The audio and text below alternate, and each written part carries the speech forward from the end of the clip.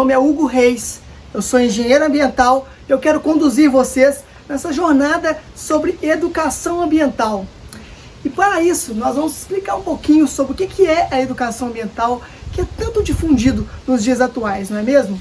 Essa terminologia ela começou lá atrás, em 1988, quando houve na Constituição da República a inclusão do artigo 225. Nesse artigo, basicamente, ele fala que todo mundo, todos nós, temos direito ao meio ambiente ecologicamente equilibrado, bem de uso comum do povo e a sadia qualidade de vida. Ele fala também que nós, as presentes gerações, devemos preservar o meio ambiente para as futuras gerações. Basicamente, é isso que quer dizer neste artigo da Constituição de 1988. E a partir daí, começamos a difundir essa temática sobre educação ambiental, que é basicamente um conjunto de ações, positivas que nós, seres humanos, temos que ter com o meio ambiente para preservar o meio ambiente para as futuras gerações. E cuidar deles será porque os nossos recursos são finitos. Vocês devem saber disso. Então, por isso, precisamos trabalhar bastante nisso.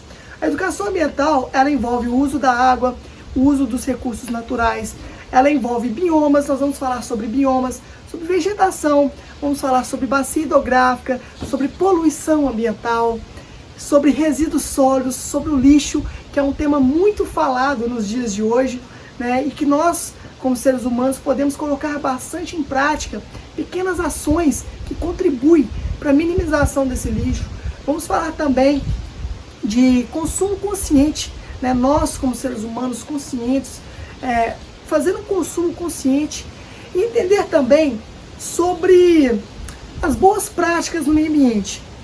Nós sabemos que o meio ambiente não é somente a área rural, o meio ambiente também é a área urbana. E essa compreensão de que tudo que nós, seres humanos, nós estamos incluídos no meio ambiente de uma maneira tão ampla que de onde nós estivermos, nós já estamos utilizando desse recurso natural, E nós ganhamos isso de graça, não é verdade? Nós ganhamos esses recursos naturais de graça. Então é por isso que nós precisamos de contribuir valor também para o meio ambiente e preservar esse nosso bem tão maravilhoso que é os recursos naturais. Nós precisamos entender também que quando nós vamos utilizar o meio ambiente, nós talvez precisamos de algumas autorizações ambientais, Isso não é tão falado nos dias atuais. Se você vai fazer o uso da água, por exemplo, nós na cidade, nós utilizamos a água da nossa concessionária local, seja qualquer ela, concessionária local. E as pessoas que estão na área rural, elas não têm a concessionária local para fornecer água, por exemplo. Então, elas utilizam de cisterna, elas utilizam de poços artesianos, elas utilizam de rios, de lagoas, de diversas outras fontes desses recursos que a água traz, E que muitas pessoas não sabem, às vezes, é que elas precisam de uma autorização ambiental para poder utilizar essa água. E isso também faz parte da educação ambiental. Nós vamos falar também que muitas pessoas ainda não conhecem, não sabem dessas autorizações e às vezes são autuadas por utilizar o recurso natural sem ter uma autorização. Ah, Hugo, mas como assim autorização?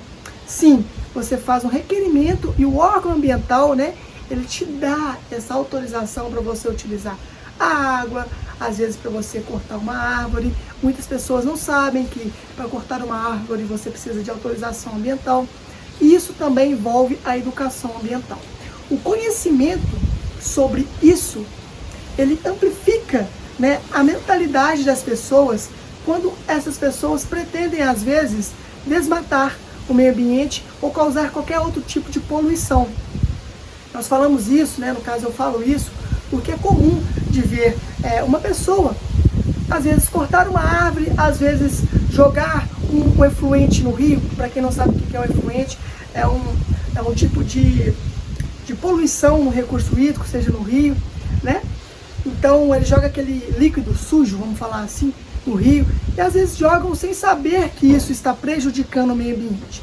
Então, nós viemos trazer essa clareza para vocês, ajudar nós aqui construir essa clareza junto para nós irmos caminhando e entendendo um pouco mais o que polui, o que não polui o meio ambiente, o que pode, o que não pode, quais que são as práticas mais adequadas nessa área ambiental, para a gente poder estar contribuindo valor para o meio ambiente. Já que o meio ambiente traz muita coisa para a gente, né? O meio ambiente agrega tanto valor para a gente tem água, a gente tem a luz do sol, a gente tem o vento, a gente tem as flores, a gente tem as florestas, que contribuem para esse ar puro que nós respiramos, e nós, como seres humanos conscientes, precisamos de devolver um pouco disso para o meio ambiente, né? Já que encontramos o meio ambiente de forma tão limpa, tão pura, que tal a gente, com boas práticas, também entendendo essas boas práticas e entendendo os nossos limites, aonde que nós podemos chegar com o meio ambiente, contribuir esse valor para o meio ambiente.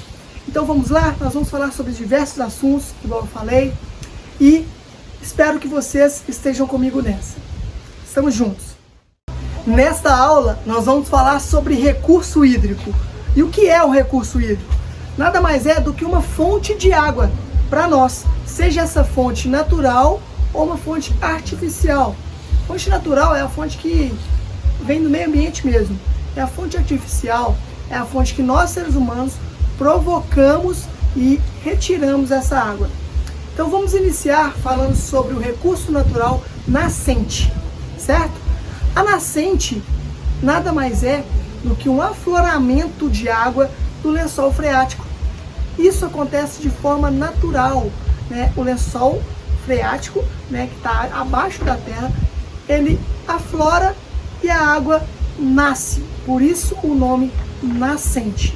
Então, esse recurso natural nascente é formado dessa forma, através de um afloramento de água natural advindo do lençol freático. Esse é um recurso muito importante, porque é a partir da nascente que dá origem aos cursos d'água, aos rios, aos riachos. E é esta forma que a natureza encontrou de promover os cursos d'água superficiais, que são os nossos rios. Então todos os nossos rios, eles têm uma origem na nascente, a partir deste afloramento natural da água. A nascente, ela tem que ser preservada justamente para garantir que esse recurso natural, que é a água, continue minando, né? Continue literalmente aflorando de forma natural e esse curso d'água seja alimentado pelas águas subterrâneas. E a nascente, a nossa legislação, né, ela diz que as nascentes elas têm que ter uma preservação em um raio de 50 metros a partir do ponto de afloramento, né?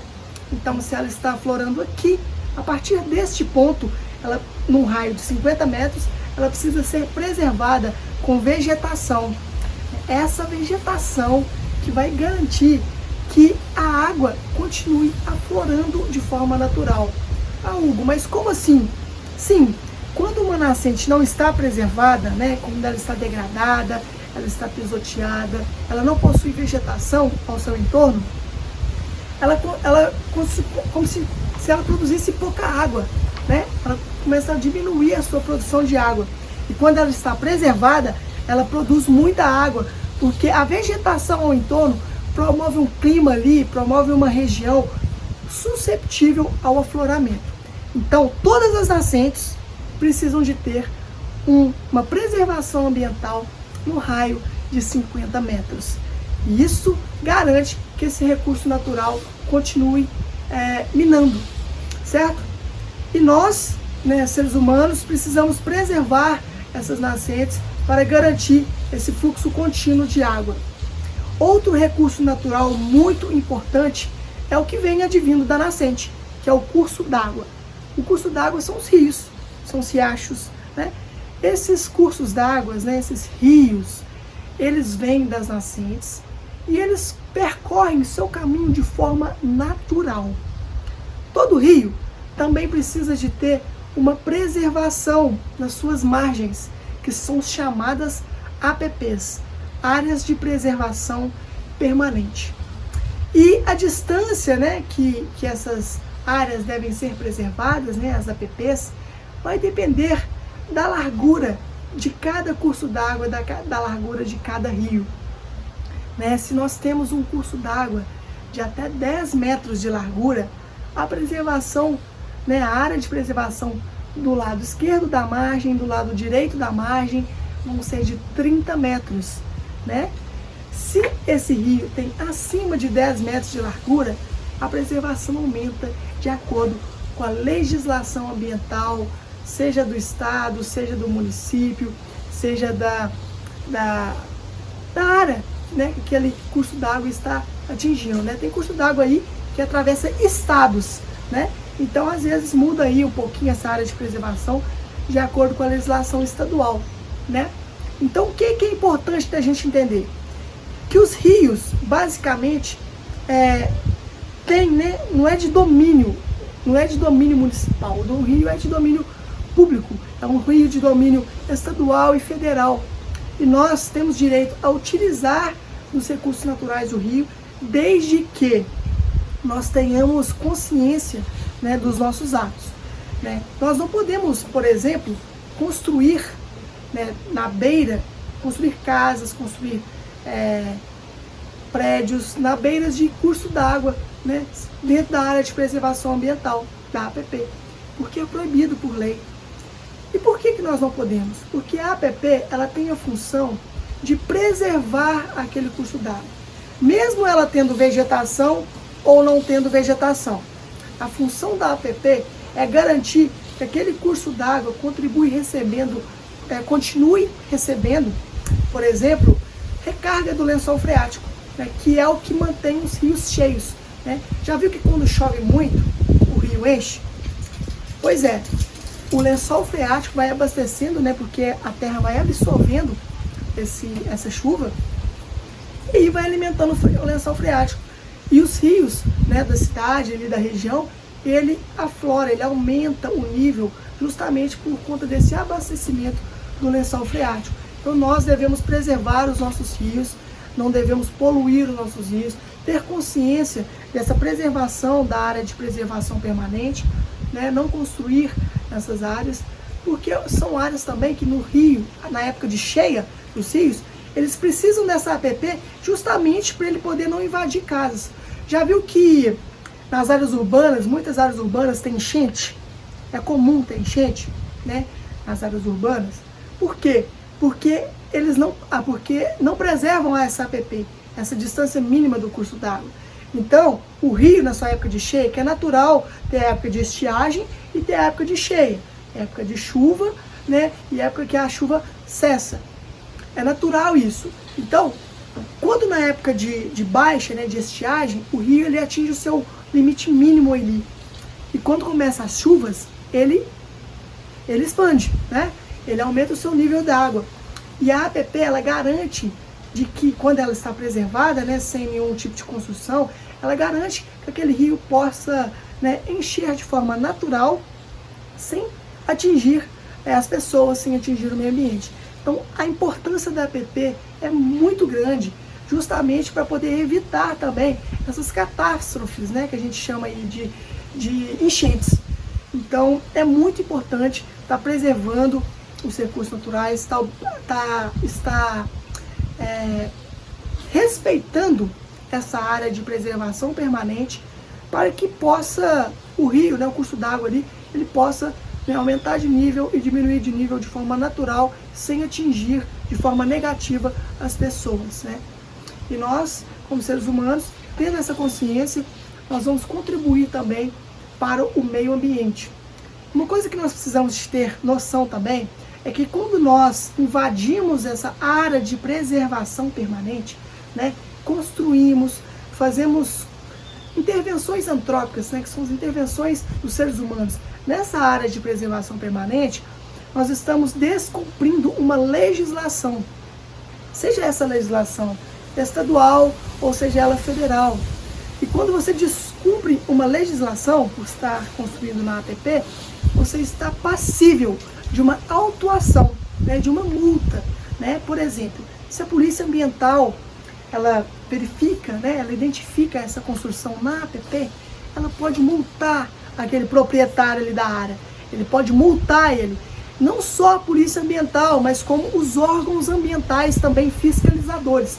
Hoje em dia tem muita fiscalização ambiental e essa fiscalização ela pode autuar as pessoas que invadirem essa área de preservação ambiental, justamente porque está na legislação que essa área tem que ser preservada.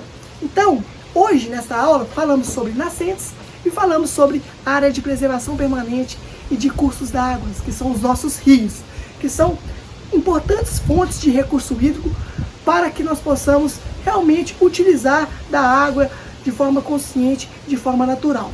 Obrigado e até a próxima aula.